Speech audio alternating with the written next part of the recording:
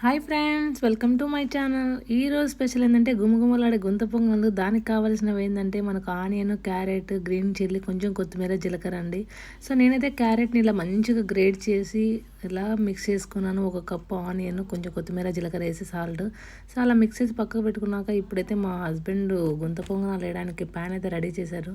అది బాగా వేడెక్కాక గుంతల నిండా మనం దోశ పిండి వేసామనుకోండి, అబ్బా బాబా అబ్బా, మనం తిన్నప్పుడు మన కడుపు ఎంత హ్యాపీగా ఉంటుందో ఆ గుంతలు కూడా అంతే హ్యాపీగా ఫీల్ అవుతాయి. నన్నైతే కడుపు నింపినారని. సో అందుకని ఎప్పుడు కూడా గుంత నిండా పిండి పోయాలి. అలా 5 మినిట్స్ అయ్యాక మీరైతే టర్న్ చేశారనుకోండి, ఇలా గోల్డెన్ కలర్లో వచ్చాక ఇంకొక 5 మినిట్స్ ఉంచి ఇలా ప్లేట్లో సర్వ్ చేసుకొని దాని పక్కకు పల్లి చట్నీ వేసుకొని అలా పక్కకు కాఫీ చేసుకొని కాలు మీద కాలు వేసుకొని తాగితే తింటే ఉంటుందండి. అబ్బా, ఇంకా ఆలస్యం అందుకు మేమైతే టేస్ట్ చేస్తున్నాం. మీరు కూడా టేస్ట్ చేసి ఎలా ఉందో చెప్పండి ఫ్రెండ్స్. Bye bye.